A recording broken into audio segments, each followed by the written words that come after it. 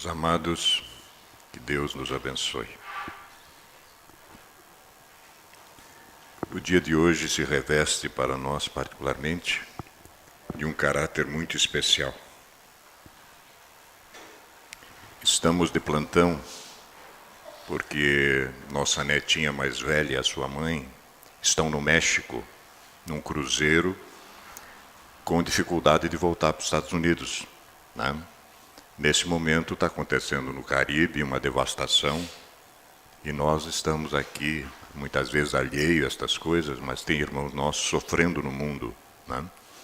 Para quem está antenado nesses veículos de comunicação, que hoje em dia acontece em tempo real, o furacão Irma está numa velocidade de 300 km por hora. Vai chegar nos Estados Unidos agora no final de semana, na Flórida, de onde saiu minha netinha e minha nora para o México. Então estão com dificuldade de retornar, porque de lá voltarão para o Brasil. A viagem estava programada para terça-feira, a gente já sabe que não vai ser, né? Vão ter que transferir para mais tarde a viagem. Mas isso é apenas uma vibração que estamos fazendo para que tudo aconteça direitinho, está tudo certo por hora, o navio está ancorado, só vai sair depois que o furacão passar pela Flórida, obviamente. E ele vai chegar no final de semana, né? Estamos sabendo já. Mas, afinal, a nossa proposição da noite é um trabalho sobre o tempo. Temos consciência que o espírita, obviamente, por ser um ser desperto, por ter passado pelo umbral desta casa espírita, pressupõe que esteja desperto. Acordada está a humanidade, todo dia acorda, faz a mesma coisa e volta e dorme. Desperto é uma coisa bem diferente. Desperto é o ser humano que sabe quem é e o que é que está fazendo aqui, né? Então essa é a nossa proposição de trabalho do tempo. Lendo um poema, já vamos projetar, de uma poetisa capixaba que eu desconheci. Aliás, eu desconheço quase tudo. Sou discípulo de Sócrates, que dizia que não sabia nada. Por ser o homem mais sábio da Grécia, ele não sabia nada, né? E ele tinha toda a razão.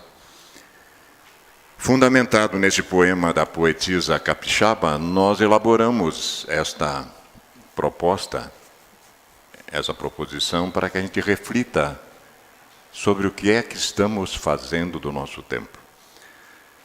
E os senhores estão vendo alguém que já está com 67 e que, obviamente, estamos mais próximo do retorno do que da origem. E o que me preocupa, o que nos preocupa, é que esta viagem é inevitável. Daqui a pouquinho nós voltaremos para casa. Graças a Deus.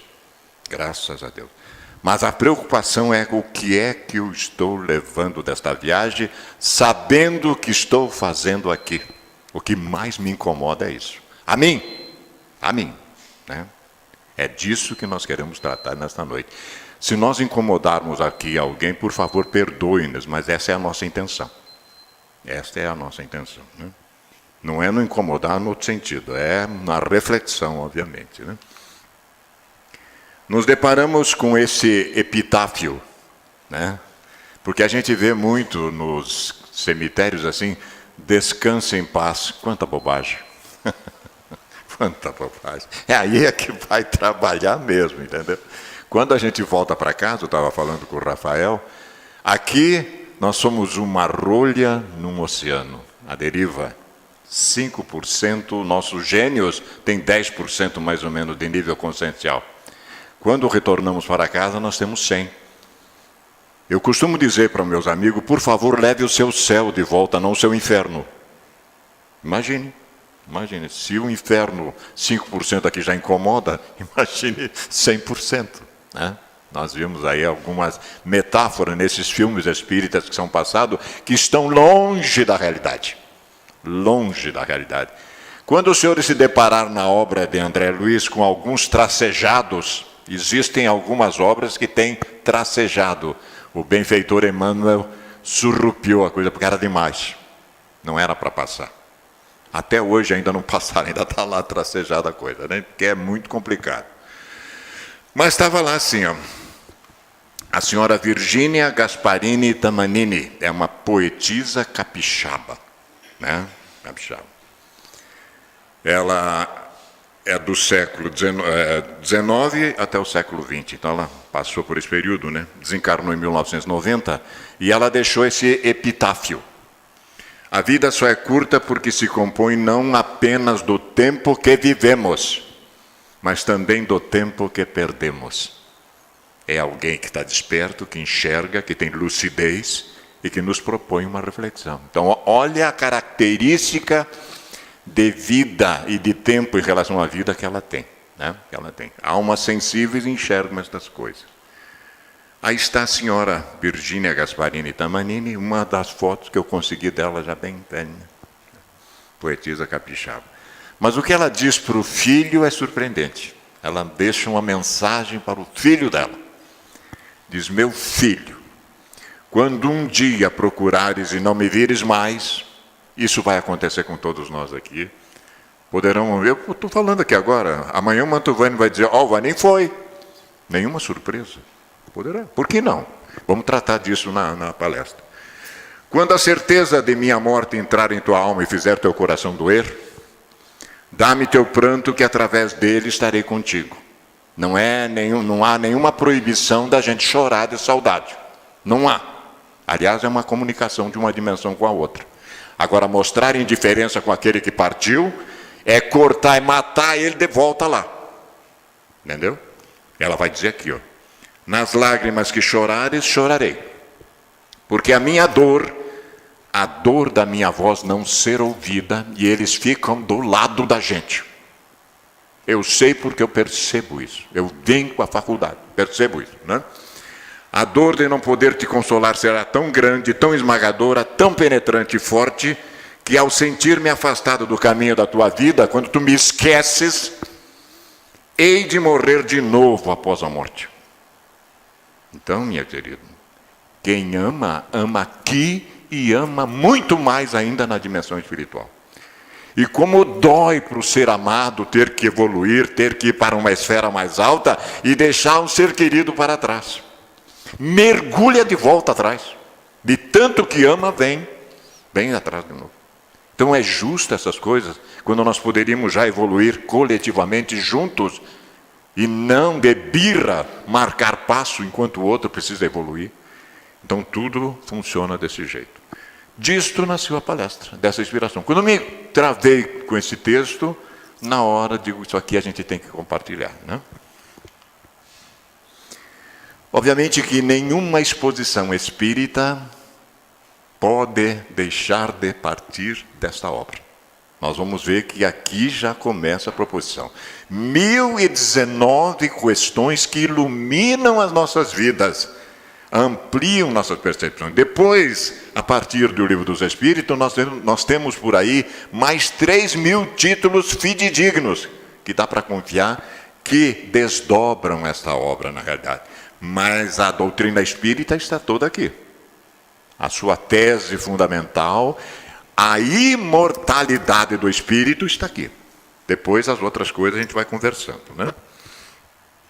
E também vamos tirar uma lição da Revista Espírita do ano de 1860.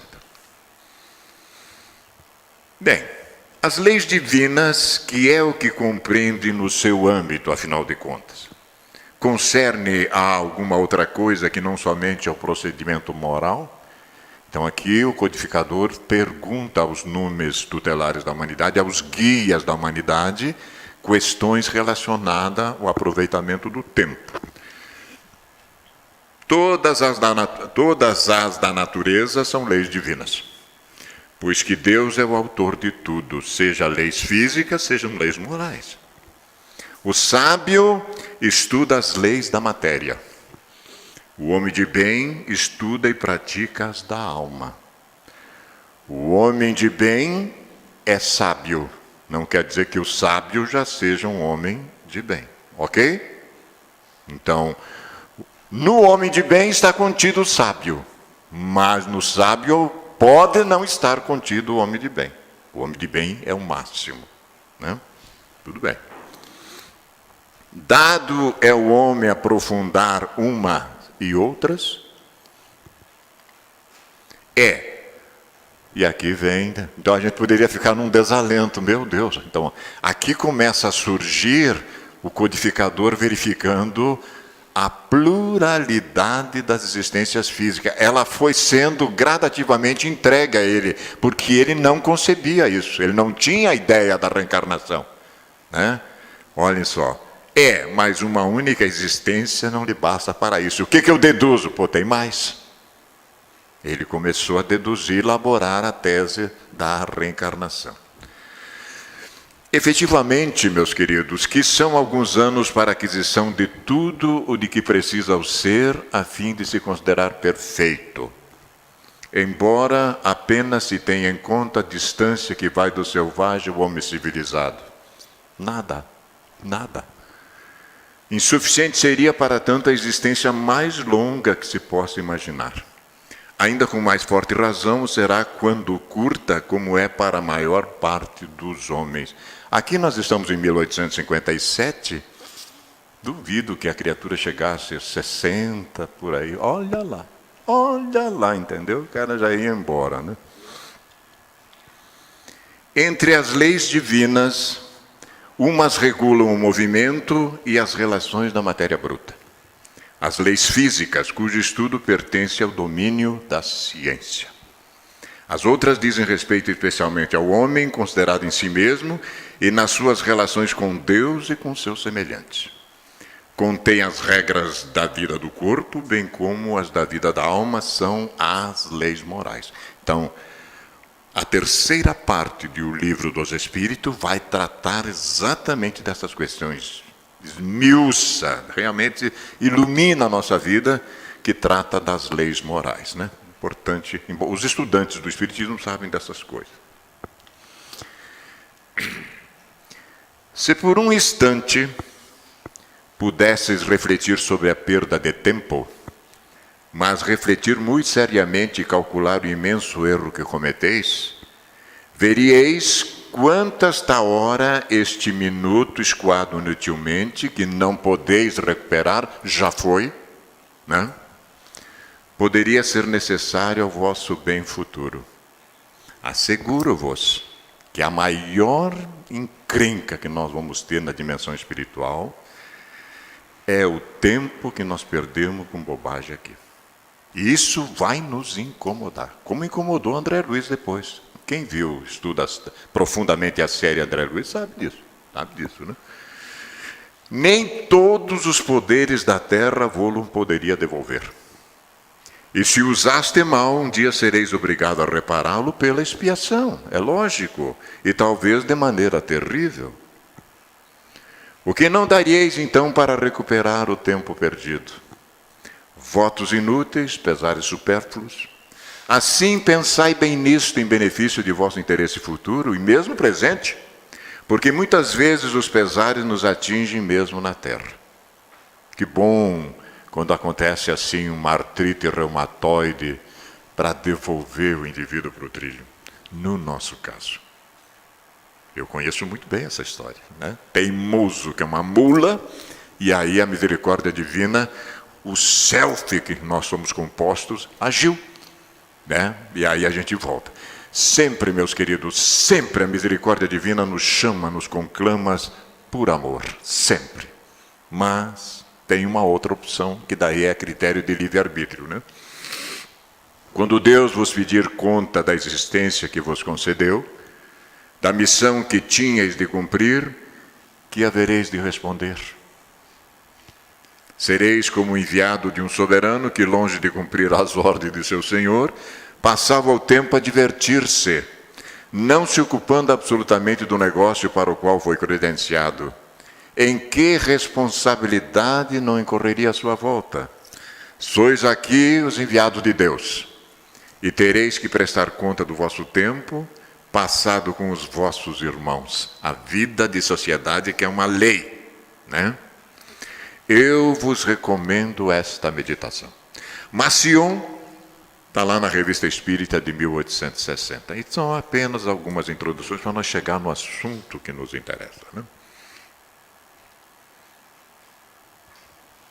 Esta obra, então, é algo extraordinário, porque são os testemunhos das criaturas que já estão do outro lado para nós, né? primeira parte, no capítulo 5, item 5 do livro Céu e Inferno, está dito o seguinte: aquele, pois, que sofre nesta vida, pode-se dizer-se que é porque não se purificou suficientemente em sua existência anterior. Ele quer dizer, perdeu tempo. Perdeu tempo. Porque nós todos viemos para cá qualificados para a prova, para a expiação, para a prova, para a existência. Todos. Ninguém reencarna aqui a revelia. Tem um planejamento individual para cada um de nós, né? Devendo, se o não fizer nesta, sofrer ainda na seguinte. Isto é, ao mesmo tempo, equitativo e lógico. Sendo o sofrimento inerente à imperfeição, tanto mais tempo se sofre, quanto mais imperfeito se for. Da mesma forma, porque tanto mais tempo persistirá uma enfermidade, quanto maior a demora em tratá-la. Imagine se a física é assim, que dirá a moral. O problema é esse, né? Assim é que enquanto o homem for orgulhoso, sofrerá as consequências do orgulho, enquanto egoísta, a do egoísmo, né? Então, o sofrimento é inerente à imperfeição. Mais tarde nós vamos compreendendo essas coisas, resignamos-nos e aí a coisa avança mais depressa, né? Não adianta teimar contra, recalcitrar contra os aguilhões, como dizia o próprio apóstolo Paulo, né? Bem, o primeiro grito de alerta que nos propõe despertamento. O passar do tempo sussurra viva. É um artigo de um jornalista que eu resolvi colocar aqui para nós compartilhar também. Esse jornalista aqui, ele é de São Paulo, mas ele vive em Minas, Leandro Barbosa, e ele vai nos dizer algumas coisas interessantes. Diz o Leandro Barbosa: é difícil entender alguns enlaces da vida. Aqui uma visão meia de uma unidade, de uma única existência, né? Por vezes ela parece se amarrar de maneira que nos deixa atônito. As horas passam e cada dia um dia menos, exigindo de nós destreza e coragem para que saibamos viver o máximo da vida que temos, se apropriando do nosso tempo. São vários os caminhos que percorremos em busca de nos reinventarmos diante dos inúmeros desafios que a vida traz. Nesse processo de transformação, algumas coisas nos são impostas. Crescemos, amadurecemos e envelhecemos. E não há cirurgia plástica que possa evitar isso. Nós estamos aqui se referindo ao corpo dele. Ele está se referindo ao total, mas a gente sabe que é o organismo físico, né? Outras exigem de nós movimento, ação. Aprendi nesse processo que o tempo é um arquiteto impetuoso que não se pode parar. Enquanto ele passa, os nossos dias são moldados, exigindo de nós coragem. Um exímio compositor de destinos, segundo o cantor Caetano Veloso, que nos forma a cada decisão que tomamos. O tempo não para e, no entanto, ele nunca envelhece. Foi isso que o Caetano escreveu? Parece que foi isso, né? Bem, no que se refere às emoções, o tempo cumpre dois papéis, na visão do jornalista. Ou machuca, ou cura. Quem nunca ouviu falar da mãe, o famoso jargão, quando casar Sara? Já viram ou não? O pessoal acha que aqui, o mais novo, acho que ainda não, mas os mais antigos sabem disso. Não sabe o que é sentir o alívio de chegar aos 30, solteiro e sem machucado. Ele não quis encarar o negócio. Ele não quis encarar o negócio. Mas tal frase tem um significado muito maior, e mais velho eu traduziria da seguinte forma: calma, meu filho, o tempo vai tratar disso. Agora criou juízo. Vai mesmo. Vai. Em breve a dor vai passar e os machucados cicatrizarão. E não é que cicatrizaram, né?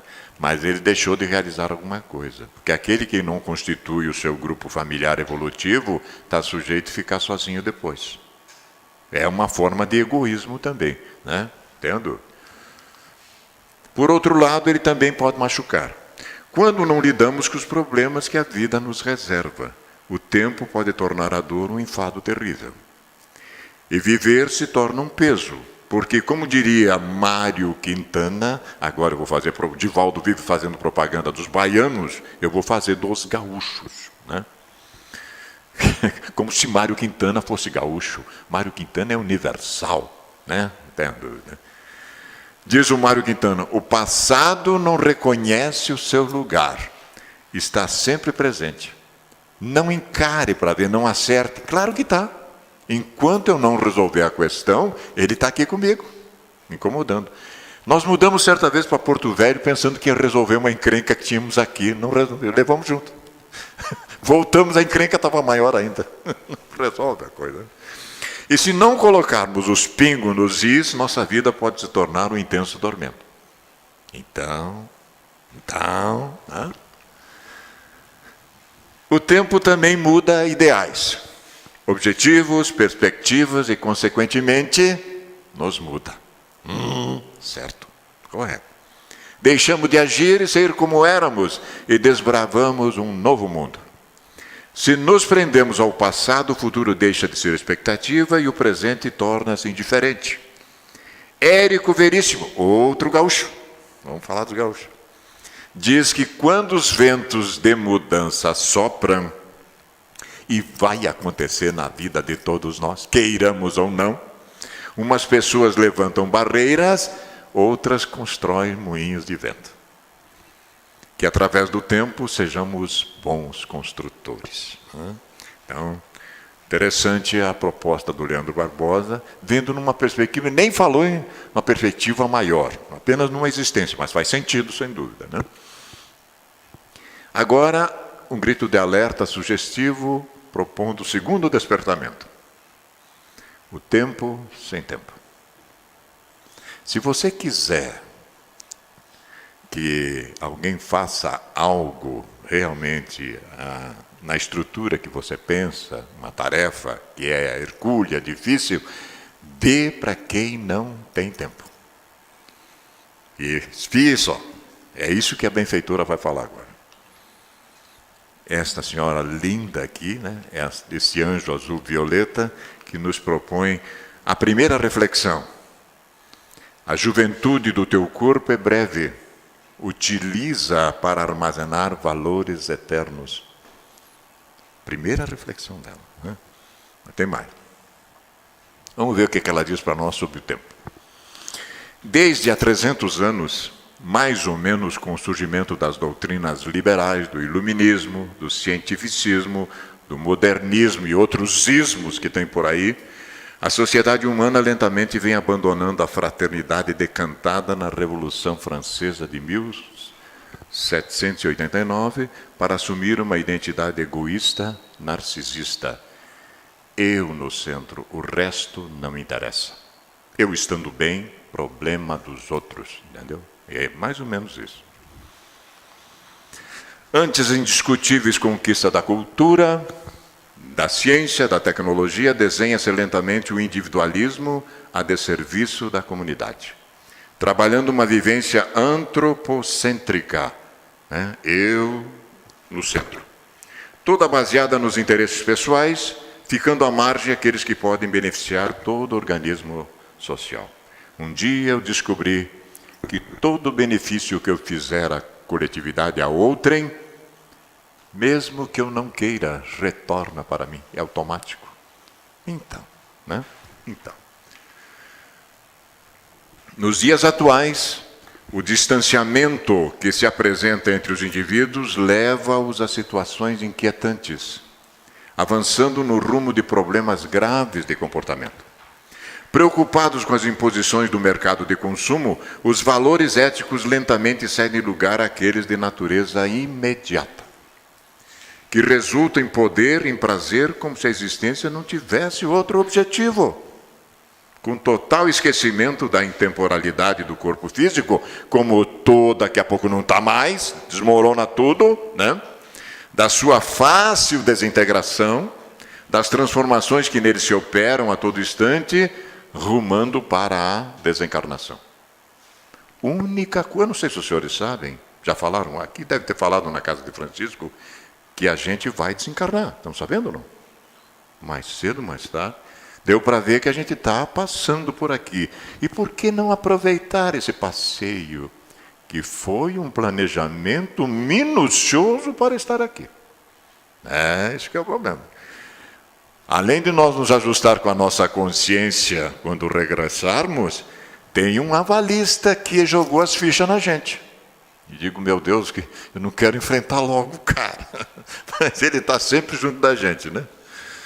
A busca dos recursos próprios para o exibicionismo, confundido com felicidade, vem induzindo ansiedade mórbida, ao abuso dos usos, à aparência em detrimento da realidade interior, tornando-se meta principal da existência a conquista da beleza exterior, olhem só, e da sua preservação através dos recursos em disponibilidade. O que é que nós temos aí de disponível para mostrar uma máscara que nós estamos tudo bem? Por mais que sejamos arrebentados por dentro. Mas eu estando bem na fita, na foto, na sociedade, olha o que a gente tem. Implantes e cirurgias plásticas, cosméticos, ginásticas, modeladores do corpo ideal, torna os indivíduos seres coisificados para o comércio da ilusão e do gozo insano. Às vezes, hoje não, ontem ainda, eu fico lá na academia, estou fazendo meu exercício e fico observando, digo, meu Deus, meu Deus, sem querer julgar quem quer que seja, mas é exatamente isso, entendeu? Eu estou lá na academia porque eu estou preocupado com a minha saúde. Eu estou preocupado, porque o corpo já está dando sinal de que... E isso que eu venho cuidando dele desde o início. Né? Eu não tenho viciações externas, mas o meu problema é interno. Que é muito mais difícil ainda. Né? Então estou cuidando do meu corpo. Há doentia demanda pela autopromoção com esquecimento significativo da reflexão, da beleza interior, da harmonia, que são fatores básicos para a real conquista do bem-estar. A propaganda bem direcionada e exploradora extorque os sentimentos elevados que são substituídos pela ânsia de consumo, descartando-se o de ontem para a aquisição daquilo de agora, mesmo sabendo que logo mais estará igualmente ultrapassado. Mas o teu Android, ainda aquele velhinho, digo, é aquele mesmo. Por que eu tenho que ter uma última geração? Se o meu faz a mesma coisa. Eu preciso só receber ligação e atender as pessoas. Né? Não precisa muita coisa, né? Último tipo. Não importam as emoções superiores, veja que ela traça um quadro meio complicado, mas depois ela vai nos estimular. Não importa as emoções superiores que se tornam frias, indiferentes ao que acontece com o outro, o seu próximo, desde que não lhe cause imediato problema ou mesmo preocupação. Como se o incêndio na casa vizinha não lhe ameaçasse o próprio lar de ser comburido pelas mesmas chamas. Gente, estamos todos no mesmo barco. Não adianta, entendeu? Essa história de que eu não me interesso pelo outro, muito cuidado. O outro também acaba não se interessando por mim. E eu fico pensando, meu Deus do céu, né? Coisa muito séria. Tem que ter cuidado. Essa cultura doentia vem dando lugar ao desespero dos desafortunados. Olhe o quadro agora, que se armam de violência e tomam pela força aquilo que lhes é negado pelo dever de humanidade. Se a gente compartilhasse, olha a solução, parece utópica, né? Ampliando-se os quadros da agressividade e do ressentimento em proporções preocupantes. Acha que o pessoal que está fora do anel não olha a gente? Por que só nós dentro do anel, numa boa, e os outros fora, esse pessoal não vai querer vir para cá? Muito cuidado, olha. Aumenta o exorbitante abuso do gozar e do poder, diminuindo o respeito pela vida e todas as suas expressões, dando lugar ao convulsionado comportamento da competitividade insana. Nós competimos até no trânsito. Até no trânsito. Esses dias eu fui literalmente xingado e com gestos obscenos, porque deixei alguém sair de uma garagem e atrasei a madame atrás um pouquinho. Digo, Jesus, mas eu preciso ter tolerância e paciência e compaixão. Eu prego isso, entendeu? Ela fez horrores, digo. Ainda bem que não deve ter anotado minha placa, eu não podia até me levar na justiça, porque eu permitir que alguém saísse da garagem, né? Coisa séria. Tudo é rápido no tempo sem tempo. É disso que a benfeitora está tratando. Sem oportunidade de apreciação, de análise, de vivência aprazível do que se consegue. Não se curte mais as coisas, né? A cooperação, o sentido de união e de fraternidade vão desaparecendo, manifestando-se apenas quando resultam benefícios imediatos para aqueles que se aproximam. Quanto é que eu vou levar no negócio? A sublimidade da virtude está no desinteresse pessoal, dizem os benfeitores para nós, né? Se você viu o outro em dificuldade, ajude, porque a tua consciência vai te cobrar. Porque se você viu, é porque você tem condições de ajudar. Essa é a lei. Senão você nem via, né? Nem via. Tem-se a sensação de que o amor empobreceu e se transformou em expressão de consumo, permutando-se os sentimentos mascarados enquanto virgem os proveitos. A falta, porém, do amor no ser humano torna-se grave problema existencial que o conduz ao desespero, mesmo que silencioso, ao sofrimento desnecessário, que poderiam ser resolvidos no aproximar-se um do outro com o objetivo destituído de lucro. É às vezes quando você faz um gesto de ternura em relação a alguém, a criatura desconfia. O que será que ele está querendo? De tanto levar pancada, né? Olha a situação. Não sei se estamos falando alguma bobagem aqui, né? Mas a benfeitora enxerga essa cara, está atualizadíssima, está ligada. O narcisismo, o querer se mostrar, né? É prática antissocial, diz a benfeitora, que degenera em corrupção moral e insensibilidade emocional. 5 bilhões nas malas, para que isso? Vai faltar para alguém, é um desequilíbrio total. É um desequilíbrio total. Preocupado somente com a sua imagem, o narcisista opera segundo as manipulações que lhe ofereçam resultados lucrativos, elogios e aplausos ilusórios. Dominadas pelo capitalismo perverso, as criaturas são educadas para usufruir ao máximo, trabalhando-se em favor do individualismo que se sobrepõe às mais avançadas técnicas proporcionadoras da vida feliz. Não tem jeito, não tem jeito, né? É o ditado mineiro que diz assim: farinha pouca, meu pirão primeiro, né? Ele já pega a parte dele e o resto se vira. As empresas insensíveis aos seus servidores visam apenas ao lucro, atendendo aos impositivos legais, longe, no entanto, da retribuição verdadeira àqueles que fazem parte do seu organismo social. Seus executivos pensam apenas no crescimento e nas rendas da entidade, sendo vítimas periodicamente dos conflitos econômicos e das oscilações das ações nas bolsas de valores em ascensão e quedas frequentes. Na maioria das vezes, o senhor já não se enquadra mais no perfil da empresa, então o senhor pode procurar. Imagine que situação, né? Isso acontece muito. O objetivo real da vida, meus irmãos, agora a benfeitora vai nos alentar. É proporcionar ao espírito o desenvolvimento dos recursos divinos nele íncitos e adormecidos. A gente esqueceu. Que são capazes de guindá-lo à real alegria e à saúde integral. Então o despertamento é fundamental, porque é um sono geral da humanidade. Despertaremos, sem dúvida, mas a que preço? A que preço? Se já estamos qualificados por fazê-lo, já se passaram 2000 anos da mensagem central do Evangelho nos propondo isso, né? Paulo chegava a gritar a respeito disso, chegava a gritar. Esquecendo esse sentido existencial, o que é que estamos fazendo aqui? O tempo juvenil é gasto no acumular do poder e no fruir do prazer, alcançando patamares de insatisfação e perda de significado psicológico, que levam às fugas espetaculares para o abismo de si mesmo, desidentificando-se da própria realidade, né? Duro, mas é verdade. Essa perda de identidade pessoal, de similitude ao então conceituado, é mais profunda do que parece na superfície, em face do desgaste emocional, no jogo de que se é interiormente e daquilo que se deve apresentar por fora.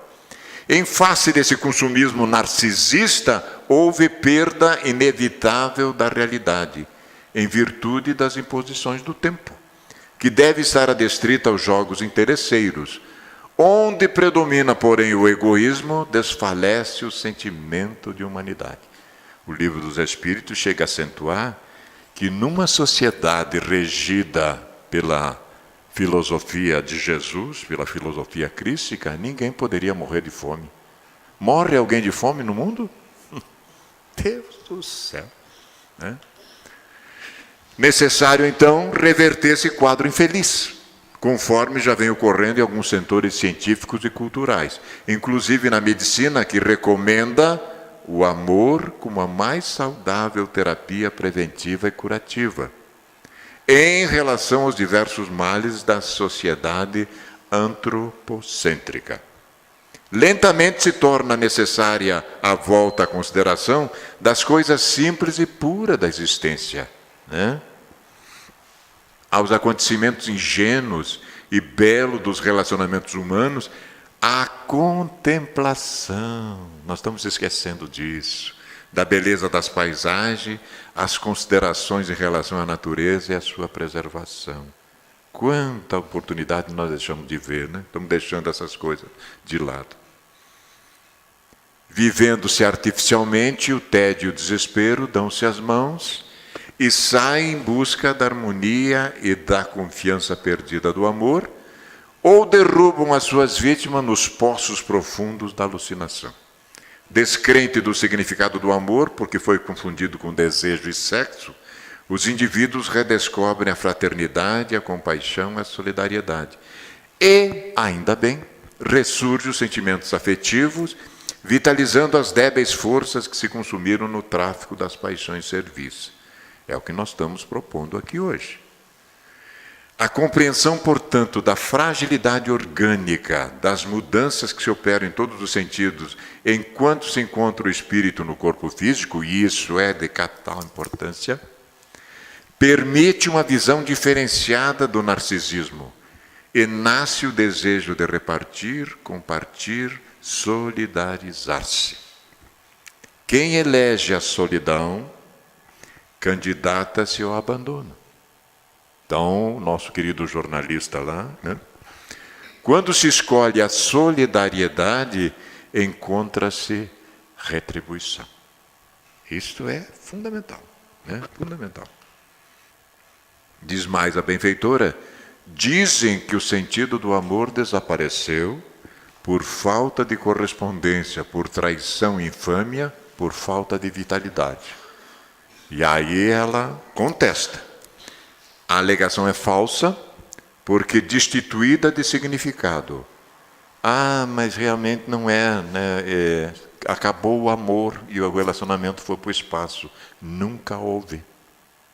É diferente. É isso que ela quer dizer. Destituída de significado. Porque se fosse amor, mesmo que alguém não retribua o afeto, ou degrade, isso não significa, ou degrade, isso não significa a fraqueza do seu conteúdo, senão a debilidade moral do indivíduo. É outra coisa. O amor continua imaculado. O amor é dinâmico e produtivo. Caso alguém o desrespeite ou lhe traia a confiança, ele permanece intocável. O problema não é do amor. À semelhança da luz solar que beija o pântano e a pétala da rosa, mantendo-se integral e inatingível. O sol faz isso, vai lá no pântano e não se macula. É amor, é amor. Né? É inevitável que o narcisismo ceda lugar na cultura do futuro, nesse vir a ser que se desenha para o porvir, sendo substituído pela fraternidade que vigerá nas mentes e nos corações, como passo inicial para a plenitude do amor, que tanta falta faz à civilização atual.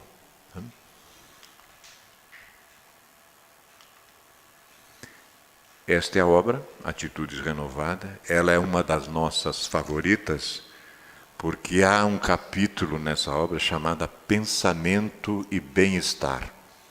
Quando a benfeitora conclui o capítulo, ela diz assim, ela fala a respeito do pensamento. Quando o homem controlar o pensamento, descobrirá o fogo pela segunda vez. É neste capítulo, nesse livro, Pensamento e Bem-Estar, que ela fala isso. Mas quando ela esteve no México, ela deixou um conceito para nós, né? Eu não estudo para saber mais. Ela era uma monja sábia, incomodava o elemento masculino, ficava louco com ela, né? Porque ela era acima da média. Então ela dizia que ela não estudava para saber mais, e sim para ignorar menos. Isso é sábia. Isso é sábia, né? Esta é a mulher de bem, sábia e a mulher de bem. Ela esteve no México em 1651 a 1695, uma encarnação de 44 anos, se não me falha a memória. Bem, meus queridos, então, considerações finais para que não se perca mais tempo, né? Vamos acelerar a coisa. Contempla o mundo ao qual voltaste através da reencarnação para resgatar o passado e construir o futuro. Objetivo da reencarnação: resgatar o passado, iluminar a nossa sombra densa e construir o futuro. Gradativamente nos propor, pelo menos, a desenvolver as nossas virtudes. Não vamos sair daqui virtuosos numa existência, não é possível, mas podemos começar a dar os primeiros passos, né? Sol que brilha, nuvem que passa, vento que ondula, terra expectante, árvore erguida, fonte que corre, fruto que alimenta e flor que perfuma, utilizam a riqueza das horas para quê? Para servir. E nós não aprendemos com isso, nós não observamos, não estamos mais contemplando, né? Aproveita igualmente os minutos para fazeres o melhor. O melhor. Perdeste nobres aspirações em desenganos esmagadores. No entanto, as esperanças renascem no coração dilacerado à maneira de rosas sobre ruínas. Perdeste créditos valiosos na insolvência passageira que te aflige o caminho. Todavia o trabalho dar-te-á recurso multiplicado para conquistas novas. A problemática e a solução. Ela nos ilumina, sem dúvida. Sem dúvida. Perdeste felizes ocasiões de prosperidade e alegria, à vista da calúnia com que te ferem. Mas no culto da tolerância, removerás a maledicência demandando níveis mais altos. Perdeste familiares queridos que te largaram à solidão. No entanto, recuperá-los-ás, tão logo consiga sazonar os frutos do entendimento na esfera da própria alma. Vão-se uns, vem outros, né? Vai depender da gente. Perdeste afeto sublime na fronteira da morte. Todavia reaverás todos eles um dia quando te sentires de espírito libertado nos planos da grande luz. Perdeste dons preciosos na enfermidade que te flagela, mas o próprio corpo físico é santuário que se refaz. Às vezes, a morte é a solução. Resolve, o espírito deixa a veste física aqui, mas sai livre do outro lado, resolveu o problema, né? E começa de novo, outra oportunidade.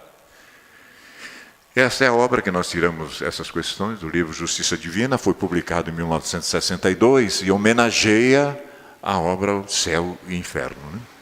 Finaliza o benfeitor dizendo: observa contudo o que fazes do tempo, e vale-te dele para instalar bondade e compreensão, discernimento e equilíbrio em ti mesmo. Não é nos outros, é em nós. É em nós. Porque o dia que deixas passar vazio e inútil é realmente um tesouro perdido que não mais voltará. A lição é diante do tempo. E por fim, quem vai encerrar para nós é o nosso guia e modelo. Olhem só, se não é 2000 anos passados já. Portanto, vigiai, porque não sabeis em qual dia vem o vosso Senhor. É uma metáfora, é um símbolo, é uma figura. Considerai isso, se o senhor da casa soubesse em qual vigília vem o ladrão, substituímos por desencarnação. Dá para entender, não dá? Teria vigiado e não teria permitido ser arrombado sua casa. Por isso também vós estejais preparados, porque na hora em que não pensais, vem o Filho do Homem. Meus queridos, esta é a proposição para que nós refletimos nesta noite. É bom a gente pensar nessas coisas, porque assim como estamos, não estamos mais. E fundamentalmente nós temos que repensar muito o que é que estamos fazendo realmente com o nosso tempo, que passa fugaz, passa depressa, e quando nós nos damos por conta, já foi. E a gente não pode, como vimos aí em tese, recuperar as coisas que já andaram, né? A nossa gratidão, meus queridos, pela noite maravilhosa que tivemos, e repensemos nessas coisas que vai nos fazer bem. Muito obrigado.